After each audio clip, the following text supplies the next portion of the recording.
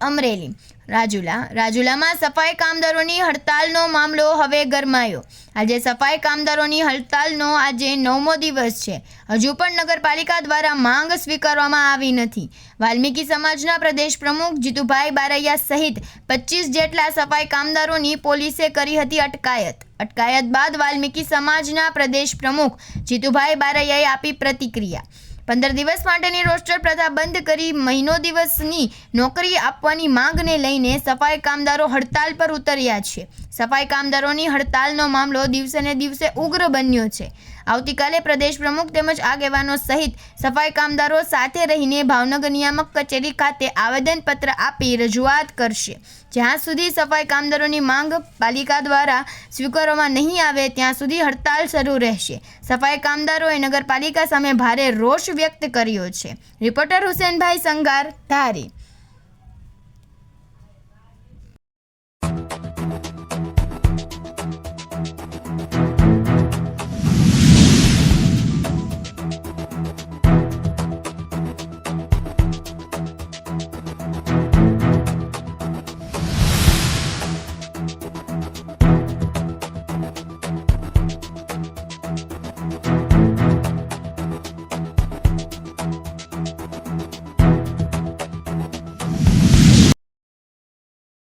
જીતુભાઈ, રાજુલામાં છેલ્લા 9 દિવસથી સફાઈ કામદારો જે હડતાલ પર ઉતર્યા છે વિવિધ માંગોને લઈને, આજે સવારે આપની પોલીસ દ્વારા અટકાયત કરવામાં આવી હતી। શું મામલો આખો છે અને આગામી પ્રતિક્રિયા આપની શું છે? આજે જે પોલીસ દ્વારા જે અટકાયત કરવામાં આવી, અમે જે પ્રતિનિધિઓ હતા એ કોઈનૂર હોટલ ખાતે આરામમાં હતા। ત્યાંથી સવારે અમને લઈ જવામાં આવ્યા, નાગેશ્વરી ખાતે મને લઈ ગયા હતા। અને ખાસ કરીને આ મુદ્દામાં કોઈ એવો મોટો પ્રશ્ન નથી કે નગરપાલિકા કીધે હલ ન થઈ શકે।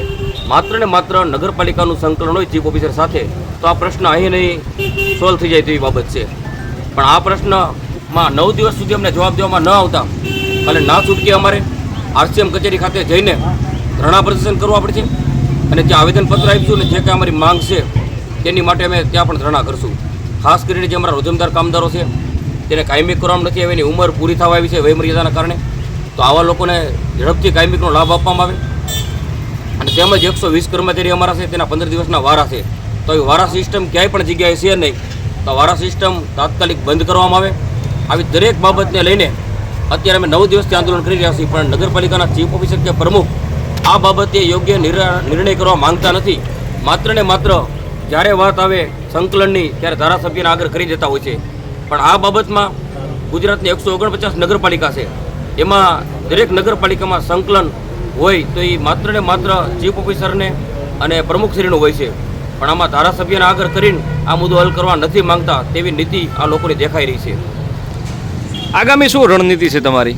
આગામીકાલે ભાવનગર ખાતે RCMમાં જઈને અમે રજૂઆત કરીશું। રજૂઆતના પગલે અમારા પ્રશ્નો હલ નહીં થાય તો ત્યાં પણ ધરણા પ્રદર્શન કરવાની જરૂર પડશે।